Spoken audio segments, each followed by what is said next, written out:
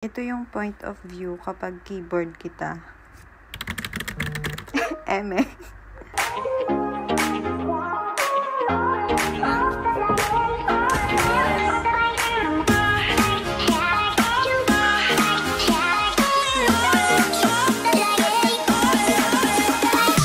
What's up, millennials? I'm Elaine Ira and welcome back to my channel. Hi millennials! So for today's video, I will share with you yung experience ko. Kasi 1 year anniversary na ng nose ko. So technically fully healed na siya kasi ang healing period is 6 months to 1 year. So ayun, today I will share yung mga experiences ko para you will know what to expect pag nagpa-gawa kayo ng nose. So, let's get started. Bago tayo mag-dive into sa experience ko in a year, meron lang akong first few notes para naman mag-prepare before rhinoplasty. So, first, of course, kailangan mong pumili ng doktor na right for you. Sa Philippines, since doon ako nagpagawa, madami namang marunong mag-rhinoplasty, madaming doktor, and iba-iba sila ng specialty. And for me, ang gusto ko lang kasi Asian nose, natural looking, bagay lang sa face ko, hindi masyadong matulis yung tip. So, ang nahanap ko for me, dalawa sila. Either si Doc Joyce or si Doc Ann. Si Doc Joyce, Miracle Aesthetic. So, nang naghahanap ako noon, ang target date ko for operation is August. And then, by that time, ang available na lang na schedule ni Doc Joyce is January of the next year. So, hindi na siya pasok dun sa budgeted time ko na hindi naman na kailangan ko magpa-rhino kasi meron akong nakaplan na for 2024 and everything. So, ayan, malalaman nyo later. And then, nagtanong din ako kay Doc Joyce sa FB and sa Instagram nila. So, naka-reach out ako sa Facebook Messenger and sobrang tagal din nag-reply. Hindi ko masyadong parang naka-communicate yung gusto ko. So, nagtingin ako din kay Doc Ann, nag-ask, and nakita ko yung work niya is Asian nose din. Merong available sa August. So, pina-reserve ko na siya. Pero if kung gusto nyo, hindi Asian nose, like yung beauty queen or something, ang nakikita ko maganda sa diamond tip na nose is si Doc Ordilio. I think very famous na siya sa rhinoplasty industry. So, ayan, madami naman. And nag-join din ako sa Facebook group para makapagtingin ng mga nagawan na before ako magpagawa. Para makita ko kung sino yung mga doktor and yung mga ginagawa sa totoong tao. Kasi kapag sa page nila kayo nagtingin, of course, yung magagandang gawa nila, yung parang the cream of the crop, kumbaga, na mga favorite nilang nagawa, sabihin na natin, ganun. Yun lang umaabot sa Facebook page or sa Instagram page nila. So, pag sa Facebook group, yung totoong tao talaga yung nagpo-post ng experience nila. Pwede kayo mag-join doon to check yung mga gawa sa mga normal na tao like us. Hindi sa mga artista, ganyan. So, next naman is, I prepared myself financially, physically, and mentally. So, syempre, financially, yung pambayad. And, kailangan may allowance din. Kasi, most of the time, nagkakaroon ng dagdag. Before ako dumating doon sa clinic is meron na kaming napag-usapan na price. So, pagdating doon, kailangan to pala ng Barbie mesh. So, additional bayad na naman. So, syempre, kailangan siya. Hindi ako pwedeng, ay, hindi na. Kasi andun na ako eh. And, hindi rin maganda yung magiging outcome kung hindi ko siya pinalagay. So, ayun. And then, physically, kasi I prepared my body, yung mga pre-op na preparations na ibibigay yung doc. Pero if sakaling wala, ang ginawa ko is 1 month, hindi na ako nag-vitamins or anything. Tapos yung mga supplements, bawal na.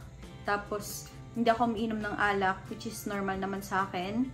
And then, syempre, mentally, kasi after the procedure, mababago yung tingin mo sa sarili mo. Like, syempre, for me, more than 2 dekada na nakikita ko yung sarili ko sa salamin, ganon. Tapos, after the operation, iba na siya. So, talagang ipe-prepare mo na, ay, bagay ba sa akin to? Yung mga ganon. Ipe-prepare mo yung sarili mo na talagang magbabago yung itsura mo.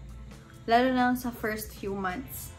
Next is, I told my friends and family, and syempre si Nel, na magpapagawa nga ako ng nose. So, bakit? Unang-una, for support din. Kasi, syempre, pag andun ka, you need someone to push you. Kasi before ako before ako magpa-opera, talagang nagdadalawang isip na ako. Nakapag-down payment na ako and everything na parang, hala, itutuloy ko ba to?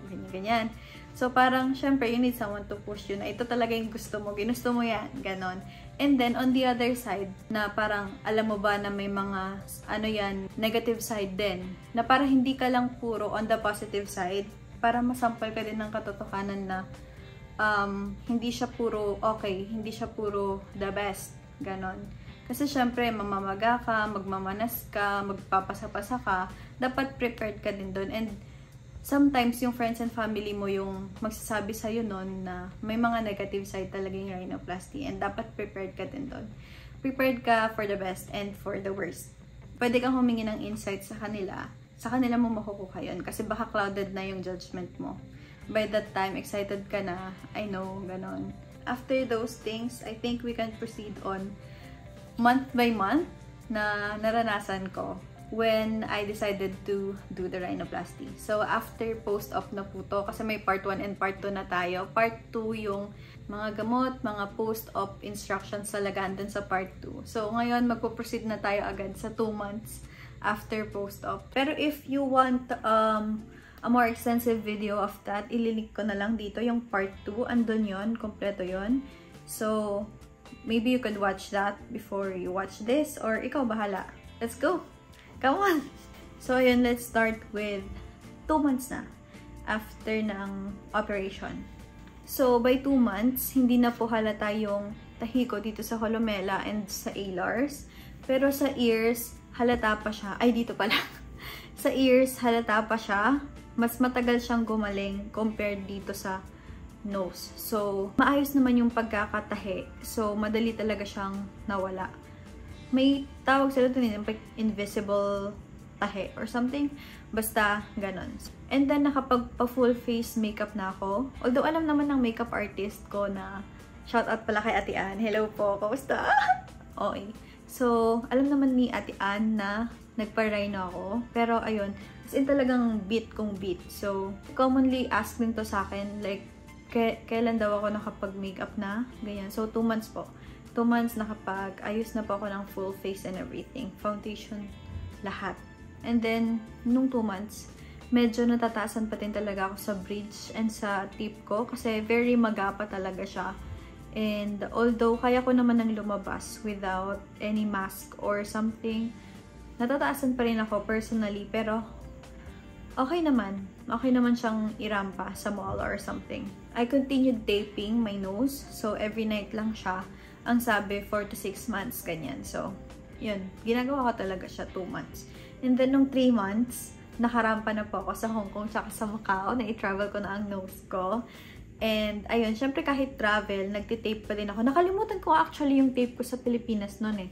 So, talagang nung matutulog na kami, I mean, before matulog, syempre, naghanap talaga ako ng pharmacy, tapos hindi pa nila maintindihan ano yung micropore. So, hinanap ko pa talaga siya sa Google, tapos pinakita ko doon sa, may-ari na, or kung sino mo nagtitinda, ganun.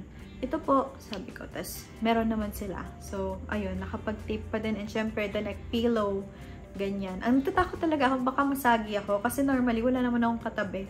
Pero syempre, nung travel, may katabi ako. So, okay naman. Hindi naman ako nagsipa or nagalaw or anything. Then, syempre, sa travel, di ba ganda-gandahan? Nakapag-shades na rin po ako. Nakapag-smile na rin ng bongga, although, minimize pa daw ang facial expressions, ganyan.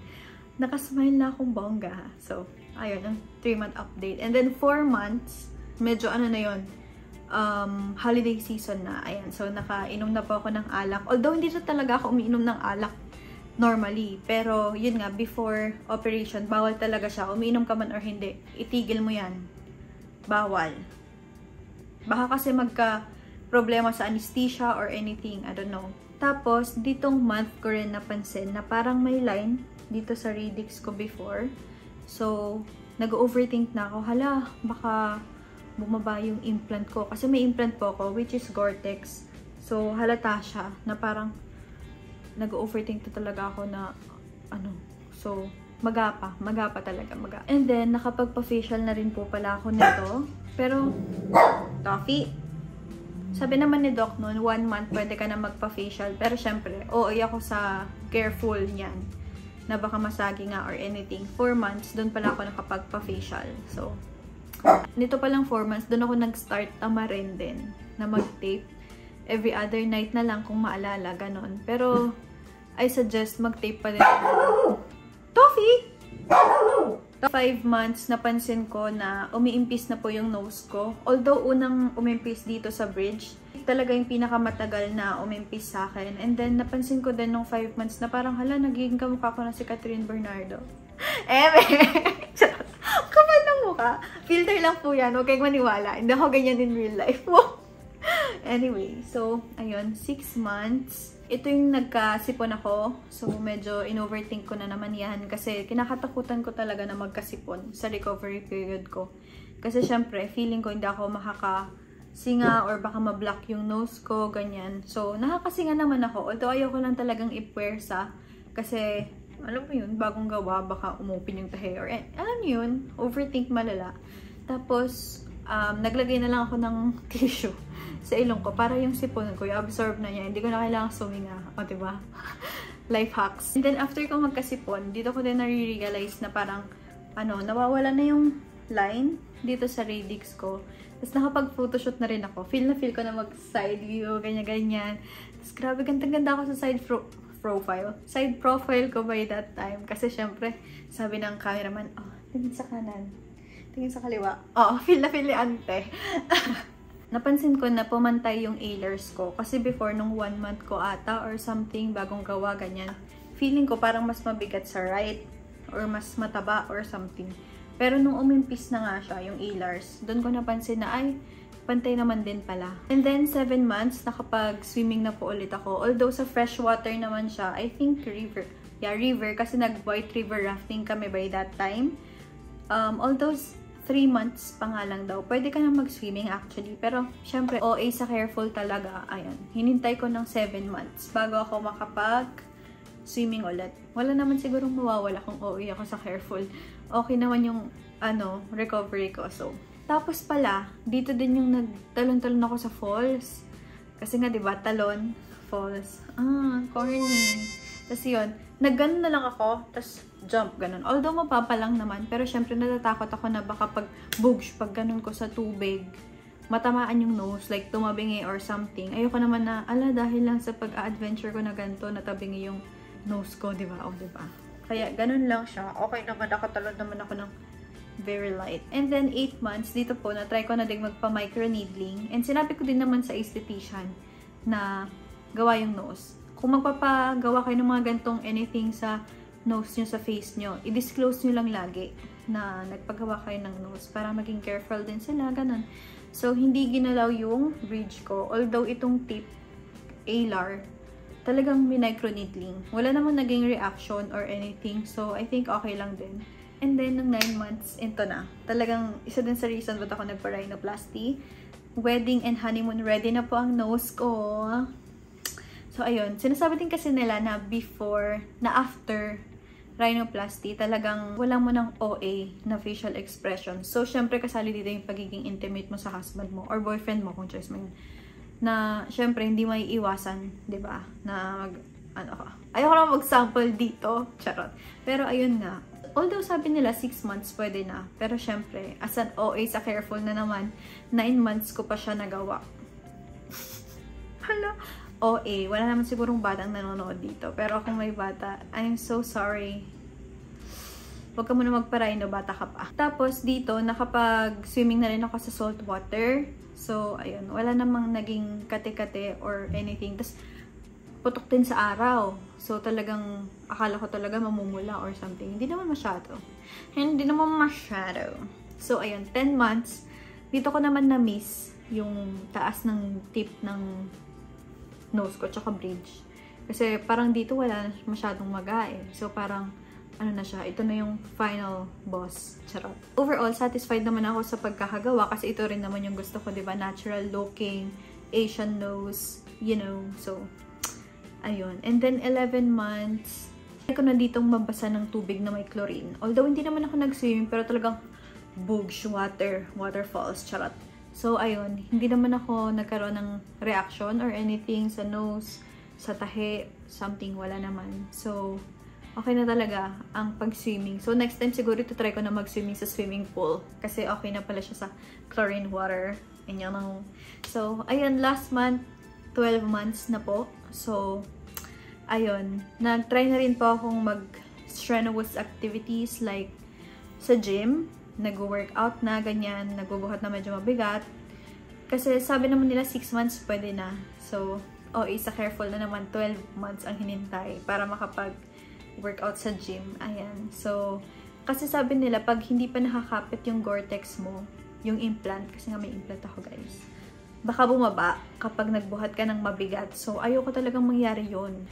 So, talagang hinintay ko na maging okay na talaga yung nose ko bago ako mag-strenuous activities. Spell strenuous. Charot. I think, ayun lang naman. And ang bottom line ko dito is, for me, parang 1 to 4 months after operation lang, mababago ng major yung lifestyle ko. Parang yun lang. Then, after 4 months, back to normal na siya. Tapos, parang hindi na ako nagparay, no? Parang, ganito na ako since birth. So, ayun. I know naman, iba-iba yung experience natin. Pero, I hope na this would shed light on what you expect after your operation. So, ayun. I hope this helps and thank you kung nakaabot ka sa end ng video na to. If you have any questions, just comment down below. Or if shy type ka, mag-DM ka lang sa Instagram ko at @melinachuchu and I'll try to answer everyone. Thank you so much for watching and I hope to see you on my next vlog. Bye!